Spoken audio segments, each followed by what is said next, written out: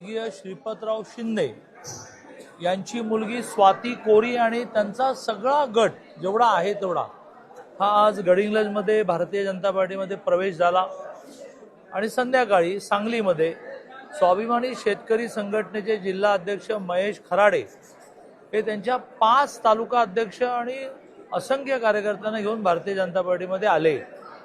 ह्या 2 माझ्या दृष्टीने महत्त्वाच्या घटना काय आहेत? बाकी तर इतके प्रवेश झाले, अगदी अतुल भोसलेपासून आणि मोठमोठी यादी आहे, विखे पाटलांपासून जयकुमार गोरेपासून मोठी यादी आहे। पण ह्या 2 प्रवेशांना महत्त्व असं आहे की दोन्ही नेते ग्रुप हे डाव्या विचाराचे। आज मला विशेषतः गडिंग्लजच्या कार्यक्रमामध्ये हे मांडण्यात यश मिळालं की डावा आणि उजवं काही नसतं। डावे जर असा दावा करत असतील की सर्वसामान्यांच्या भल्यासाठी आम्ही झगडतो तर त्याच्या 1,00,000 पटीने मोदीजी झगडतात। त्यामुळेच तर त्यांनी 25 कोटी जनता दारिद्र्यरेषेच्या वर आणली आणि ती माझी मांडणी प्रामुख्याने जनता दलाच्या कार्यकर्त्यांना इतकी भावली मी त्यांना असं म्हटलं की हे सगळं करतो जो आम्ही, तुम्हाला असं वाटतं की आम्ही करतो। तसंच मी शेतकरी संघटनेला सांगितलं की मोदीजींनी शेतकऱ्यांसंबंधी जे निर्णय घेतले म्हणजे 3100 साखरेचा भाव ठरवणं, त्यामुळे गेल्या 11 वर्षात FRP मिळाली नाही असं झालंच नाही। FRP जास्त मिळावी म्हणून तुम्ही आंदोलन करा, FRP मिळणं झालं नाही का 3100 भावच मिळाला, इथेनॉल झालं, असे 2 चांगले प्रवेश झाले। आता इथे आमची नगरसेवकांची एक प्रक्रिया आहे ना, एक आपला देश लोकशाही मार्गाने चालतो, कायद्याने चालतो, नियमाने चालतो, त्यात सगळ्या नगरसेवकांचा एक गट फॉर्म करायचा असतो आणि ते विभागीय आयुक्तांकडे नोंदवायचं असतं। त्याची काही प्रोसिजर कायदेशीर इथे पूर्ण करून घ्यायची असतं, मिनिट बुक लिहायचं असतं, सह्या घ्यायच्या असतात आणि मग सगळ्या नेत्यांनी त्यांना मार्गदर्शन केलं, बाबा रे नीट राहा, काळ बदलला आहे, इतकं सोशल मीडिया चाललं आहे की तुमची एक घटना तुम्हाला एका दिवसात संपवून टाकू शकते, सगळे नीट बघा असं सगळ्यांनी सल्ला दिला।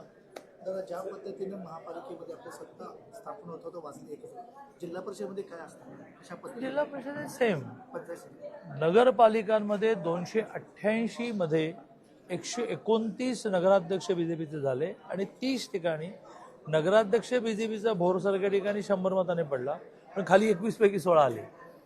अशा 159 ठिकाणी आपण जिंकलो आणि क्रमांक 1 आणि क्रमांक 2 मध्ये हे लंब अंतर झालं।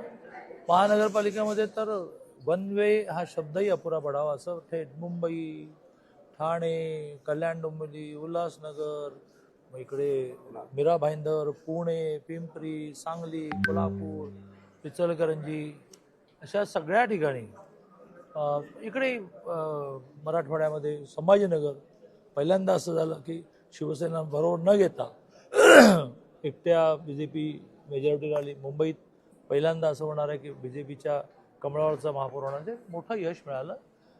हीच हिस्ट्री जिल्हा परिषदेबाबतीत रिपीट होईल मला काही शंका वाटत नाही, कारण ज्या प्रकाराने सोंगट्या सेट झालेल्या आहेत त्याच्यामध्ये यशच यश आहे।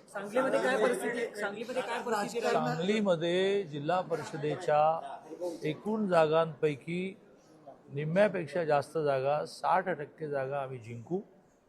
एखादा तालुका आम्हाला थोडा अवघड आहे, परंतु एखादा तालुका आम्हाला खूपच वनवे आहे, असं ते बॅलन्सिंग होईल आणि जिल्हा परिषद अध्यक्ष भाजपचा व्हायला, पंचायत समित्यांचे सभापती मॅक्झिमम ठिकाणी भाजपचा व्हायला, मी काही सर्व ठिकाणी म्हणत नाही आहे, मॅक्झिमम ठिकाणी पंचायत समिती सभापती भाजपचा व्हायला काही अडचण येईल असं मला वाटत नाही। नेत्यांच्या नातेवाईकांना बरेच ठिकाणी उमेदवारी दिली असं पाहायला मिळते।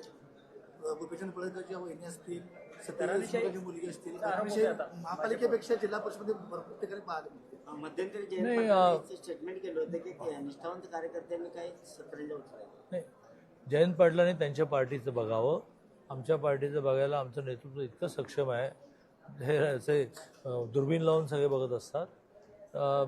त्यामुळे महानगरपालिकेला तर असं रांगेने मिनिस्टर माधुरी मिसाळचा मुलगा लढवू शकलो नाही आम्ही। बरं, ही सगळी मुलं पार्टी म्हणून करतोच बा ना, धनंजय महाडिकचा मुलगा, आमच्या भीमराव तपकेरांचा पुतण्या, आमच्या सुनील कांबळीची मुलगी, अशी मोठी यादी आहे। आमच्या मुरलीधर अण्णाचा सक्का मामेभाऊ, सक्का चुलतभाऊ, तर सक्का मामेभाऊ तर 30 वर्ष कार्यकर्ता, कुठलीच जबाबदारी राहिली नाही। माझ्या कोथरूडचा अध्यक्ष आहे निलेश कोंढावळे म्हणून, निलेश कोंढाळकर, पण त्यालाही नाही देता आलं। आता जिल्हा परिषदेत काही ठिकाणी झालं असेल तर जसं महानगरपालिकेमध्ये काही जणांना लॉजिकली आपण परवानगी दिली. जसं आमच्या माधुरीताईंच्या मुलाला लढवता आलं नाही पण वहिनी 4 टर्म नगरसेविका. ठीक आहे, वहिनी कळलं पण ती नगरसेविका आहे. आमच्या योगेश टिळेकरची आई, त्याला नानी म्हणतो आम्ही, ती 4 टर्म नगरसेविका. ती योगेशची आई आहे पण लढवायला मिळाली. तसं जिल्हा परिषदेमध्ये ज्याने ज्याने नातेवाईक लढवले होते ते काही ना काही कारणं घडली असेल, मला आता लगेच सांगता येत नाही. हे इकडे हे मोठं उदाहरण आहे. त्यांना मुलगा लढवायचा होता कर्तृत्वान, सून लढवायची होती कर्तृत्वान, आता झेडपीला सून लढवायची होती, त्यांना नाही लढवता. सांगली महापालिकेत सांगली दादा सांगली सांगली सांगली सांगली नाही सांगली नाही. तो सांगलीच्या पुढे काय म्हणतो असं विचारलं तर तुम्ही बोला. हा, सांगली सांगली महापौर पदाच्या आता आपण पक्षातील लोकांना गद्दारी किंवा फसवणुकीच्या काय करेल, अगदी ते माकडाचं पिल्लू जसं पायाखाली घेतं तसं सुद्धा घेतलं जाईल असा मोठा इशारा दिलेला आहे आपण सर्वांना जे गद्दारी करतील. तशी काही शंका वाटते का तुम्हाला? कुठे नाही नाही. आपल्या मराठीमध्ये चांगलं आहे की इतक्या म्हणी डेव्हलप झाल्या. तसं दुधाने तोंड पोळलं की ताकही माणूस फुंकून पितो. म्हण क्रमांक 1 अजून सांगू काय? नाही. आटपाडीमध्ये शिंदे सेना आणि राष्ट्रवादी एकत्र आले. अजित पवार माहित नाही. कसं आहे की 39ला आम्ही थांबायला नको होतं. जवळजवळ 11 जागा, आत्ता माझ्याकडे चार्ट 11 जागा अशा आहेत की ज्या 10 मताने गेल्या.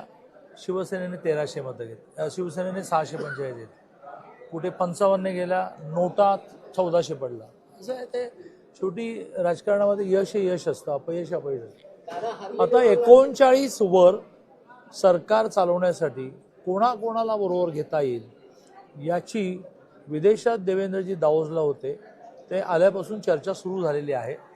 आमच्याकडे असे सगळे कृषील निर्णय आम्ही देवेंद्रजीशी नेऊन भिडवतो की तुम्ही काय तो निर्णय करा. कारण असं राज्यकर्ताच महाराष्ट्रामध्ये जन्माला आला नाही की ज्याने भल्या भल्यांना ठिकाणावर आणलं. आणि विकासही त्यांना कळतो, माणूस पण कळतो, स्ट्रॅटेजी पण कळते, अन्य पक्ष कळतात. त्यामुळे त्यांना विदेशातून आल्याला मी म्हटलं की बा काय करायचं मी करतो. असे नांदेडला गेले, खूप मोठा कार्यक्रम आहे ना तिथल्या गुरुद्वारा. महापौर पदाचा काय निर्णय झालेला आहे? महापौर पद आणि गटनेताचा काय निर्णय झालेला आहे?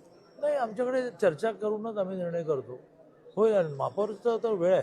आपण 10 तारीख मिळवली ना महापौरची. परवा तुम्हीच म्हटलं दादा की शिंदे सेना आमच्या सोबत येईल, त्यांचं आमचे संख्याबळ 41 झालेलं आहे. तुम्हीच म्हटलं होतं शिंदे सेनेचे मंत्री म्हणतात की आमची तशी काही चर्चा झालेली नाही, आम्ही पाठीबाबत अद्याप काही निर्णय नाही. शंभूराजे देशाने असं आहे की अंदाज आणि वस्तुस्थिती हे 2 वेगळे शब्द आहेत.